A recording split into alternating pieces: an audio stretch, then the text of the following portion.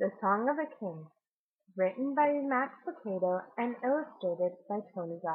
The three knights sat at the table and listened as the prince spoke. "My father, the king, will give the hand of my sister to the first of you who can prove himself worthy." The prince paused for a moment to let the men take in the news. He looked at their faces, each weathered from miles and scarred from battles. The three had much in common. They were the strongest warriors in the kingdom, and each wanted to marry the daughter of the king.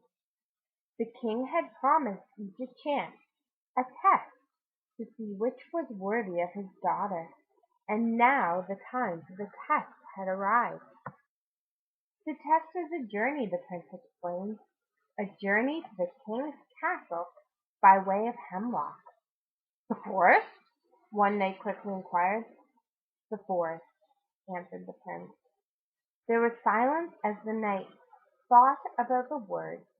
Each felt a stab of fear. They knew the danger of Hemlock, a dark and deadly place. Parts of it were so thick with trees that the sunlight never found the floor. It was the home of the Hope-Knots, small, sly creatures with yellow eyes. Hope-Knots were not strong, but they were clever, and they were many. Some people believed that the Hope-Knots were lost travelers changed by the darkness, but no one really knew for sure. "Will we travel alone?" Carlyle spoke, a strange question to come from the strongest of the three knights. His fierce sword was known throughout the kingdom, but even this steely soldier knew better than to travel Hemlock alone. "You may each choose one person to travel with you," replied the prince. "But the forest is dark. The trees make the sky black. How will we find the castle?" This time it was Alon who spoke. He was not as strong as Carlyle, but much quicker. He was famous for his speed. Alon left trails of confused enemies. He had escaped them by ducking into trees or scampering over walls. But quickness is worthless if you have no direction. So Alon asked, "How will we find our way?" The prince nodded. He reached into his sack and pulled out an ivory flute. "There are only two of these," he explained. "This one and another one in possession of the king." He put his instrument to his lips and played a soft, sweet song. Never had the knights heard such soothing music. "My father's flute plays the same song. His song will guide you to the castle." "How is that?" Alon asked. "Three times a day the king will play from the castle wall, early in the morning, at noon, and again in the evening. Listen for him, follow his song, and you will find your way to the castle." "There's only one other flute like this?" "Only one. And you and your father play the same music." "Yes." It was Cassiodon who was asking. Cassiodon was known for his alertness. He saw what others missed. He knew the home of a traveler by the dirt on his boots. He knew the truth of the story by the eyes of the teller. He could tell the size of a marching army by the number of scattered birds in flight. Carlyle and Alon wondered why he was asking about the flute. It wouldn't be very long before they found out.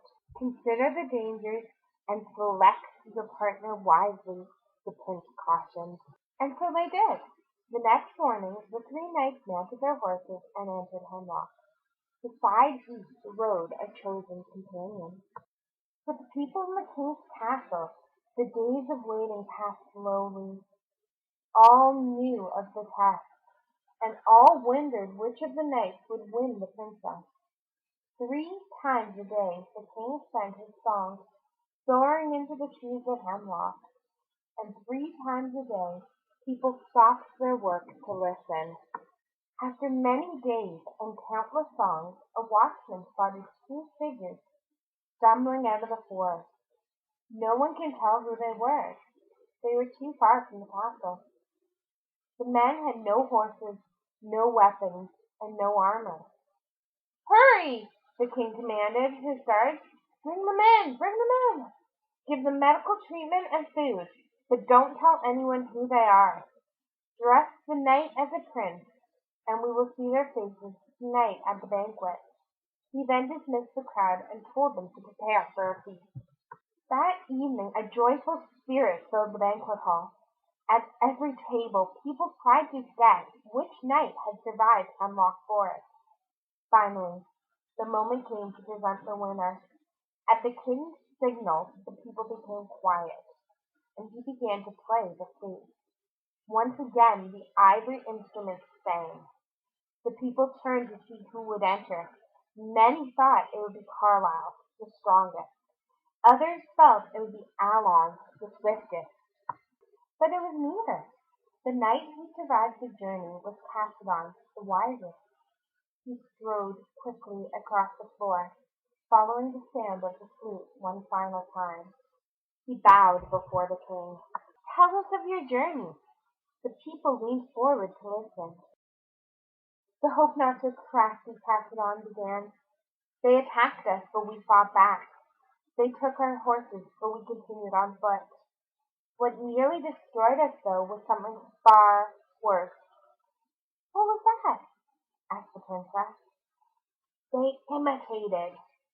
"Imitated?" asked the king. "Yes, my king, they imitated. Each song that you blew from your flute that entered the forest was replied by hundreds of flutes that began to play. All around us we heard music, songs in every direction. I do not know what became of Carlyle and Alon. We continued on, but I knew that strange North Speed would help us to hear the correct music." The king asked the question that had been on everyone's lips. "Then how did you know how to hear my song?" "I chose the right companion," Cassiodon said. He answered as he motioned for the door. His fellow traveler entered. The people gasped. It was the prince. In his hand he carried the flute. "I knew there was only one other who could play the song as you do," Cassiodon explained, "so I asked him to travel with me. As we journeyed he played. I learned your song so well that through thousands of false flutes that tried to hide your music, I could still hear it and follow your song home."